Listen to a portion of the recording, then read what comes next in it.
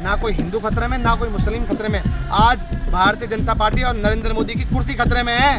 अरे इतना सा कद है आज के समय नरेंद्र मोदी, अमित शाह का इनका हो क्या रहा है देश में? कौन भीख मांगा है? अरे नरेंद्र मोदी मांगे, तपस्या करने गए थे वो 20 साल, भीख मांगने नहीं गए हैं। आप समझे नहीं, उन्होंने कहा है कि मैंने भीख मांग के खाना खाया। मणिपुर चल रहा है और ये चैनल सब्सक्राइब करा रहे हैं। बताइए, आप मुझे बताइए क्या देश के प्रधानमंत्री को ये चीज शोभा देती है? ना मणिपुर संभल रहा है, ना कश्मीर संभल रहा, ना रुपया संभल रहा और ना ही इकोनॉमी संभल रही। और वो मुंगेरी लाल तीसरी बार के हसीन सपने देख रहा है। कौन भीख मांगा है? अरे नरेंद्र मोदी मांगे, तपस्या करने गए थे वो 20 साल, भीख मांगने नहीं गए हैं। आप समझे नहीं, उन्होंने कहा है कि मैंने भीख मांग के खाना खाया। तो भाई साहब उन्होंने क्या किया है? मैं ये तो कह रहा हूँ, क्या युवाओं को रोजगार दे सकते हैं? आप बताइए, मणिपुर जल रहा है? देश में युवा भटक रहा है। रोजगार की बात कर रहे हैं। 80 करोड़ जनता को आज भी 5 किलो अनाज दिया जा रहा है कोविड के समय से। कहना चाहता हूँ, क्या राशन देने के बाद युवाओं को रोजगार नहीं देना? मैं आपसे पूछना चाहता हूँ, आप भी छोड़िए, क्यों कर रहे हैं आप मीडिया का काम? छोड़िए, आप भी 5 किलो राशन ले लीजिए ना। अगर आपका परिवार राशन से चल जाएगा तो जिनको जरूरत है उनको मिल रहा है, हमारा तो काम चल रहा है। मैं कहना चाहता हूँ, हमने भी, आप पिछली सरकारों का देखिए, राशन दिया है मगर कभी गाया नहीं है। क्योंकि राशन, अगर आप किसी की मदद करते हो राशन देकर, तो आप उसको गाने का कोई हक नहीं है। और आप उसको गाने का काम कर रहे हैं सरकार। पिछली सरकारों ने कभी नहीं करा ऐसा। तो राशन देने से दिक्कत नहीं है, गाने से दिक्कत है। मैं बताता हूँ, राशन दिया भी, मिट्टी का तेल भी दिया और देश को उस गर्ज से उठाने का भी काम किया। आप मुझको, मैं पूछना चाहता हूँ, आप ये बताइए, देश के अंदर आज युवा क्या भटक नहीं रहा? 2 करोड़ रोजगार का जो इन्होंने सपना दिया था वो पूरा किया? मैं पूछना चाहता हूँ आपसे, बताइए आप। मणिपुर जल रहा है और ये चैनल सब्सक्राइब करा रहे हैं। बताइए, आप मुझे बताइए क्या देश के प्रधानमंत्री को ये चीजें शोभा देती हैं? बताइए आप। डिजिटल इंडिया को बढ़ावा दे रहे हैं। मैं बता रहा हूँ, हम जितने भी यूट्यूबर उनको बढ़ावा दे रहे हैं यूट्यूब पे आने के लिए, तो अच्छी बात है ना ये। मैं कहना चाहता हूँ, ना मणिपुर संभल रहा, ना कश्मीर संभल रहा, ना मणिपुर संभल रहा, ना कश्मीर संभल रहा, ना रुपया संभल रहा और ना ही इकोनॉमी संभल रही। और वो मुंगेरी लाल तीसरी बार के हसीन सपने देख रहा है। तो क्या लग रहा है, राहुल गांधी प्रधानमंत्री? देखिए, मैं कहना चाहता हूँ, प्रधानमंत्री इंडिया के गठबंधन से बनेंगे। तो इंडिया राहुल गांधी, मैं पूछना चाहता हूँ, आपके तमाम नेता जो बयान दे रहे हैं, उधर से अखिलेश यादव का भी बयान आ रहा है, तो आपको नहीं लग रहा कि टूटने की कगार पे? देखिए, इंडिया गठबंधन कभी नहीं टूटेगा। इंडिया बनाया था, आजाद भी देश को कराया था, इंडिया बनाया था। इंडिया कभी गठबंधन नहीं टूटे। ये चलो आपसी की बात है, वो तो हो जाएगी, वो तो अंदरूनी बात है। मगर मैं कहना चाहता हूँ, आज बीजेपी में हो क्या रहा है बताइए। कुछ दिनों के बाद देखना, नरेंद्र मोदी जी को भी साइडलाइन कर देंगे पार्टी बीजेपी। मैं बता रहा हूँ आपको, क्योंकि इनके जुमले लोगों के सामने आ चुके हैं। अब ये जो भी बोल रहे हैं, आपको पता है राहुल जी का कद कितना बड़ा हो गया? अरे इतना सा कद है आज के समय नरेंद्र मोदी, अमित शाह का इनका हो क्या रहा है देश में? परिवारवाद की बात करते हैं। आप बताइए, आपका परिवार क्या कर रहा है? अमित शाह का बेटा कहाँ है?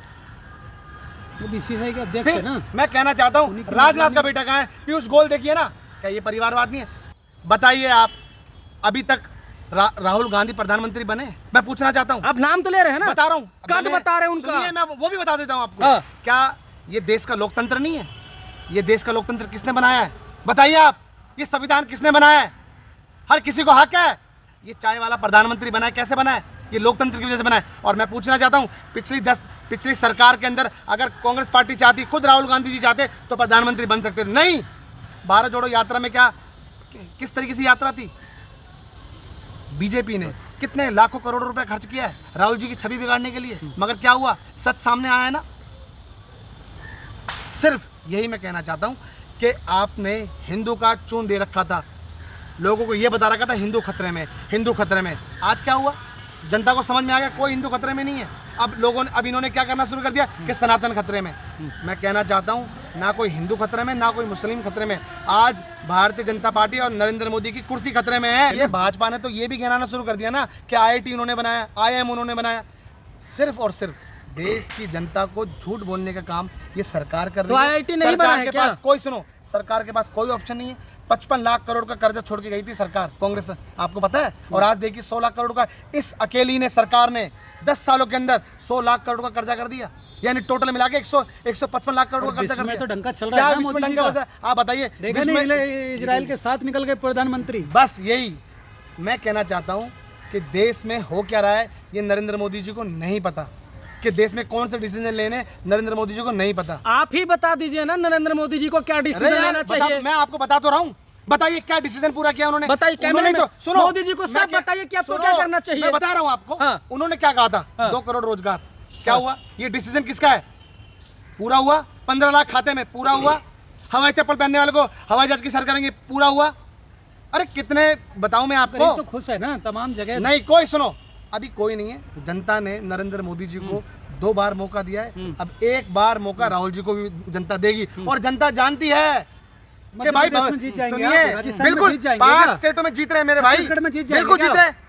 आप मुझको बताइए ना जीतने के क्या क्या कारण है? आप मुझे एक कारण पर बताइए। तमाम सर्वे में तो दिखा मैं- रहे हैं कि 55% भाजपा जीत रही है। मैं पूछना चाहता हूँ, सर्वे तो कर्नाटक में भी दिखा रहे थे कि कर्नाटक में बीजेपी सरकार जीत रही है। क्या हुआ था उस वक्त?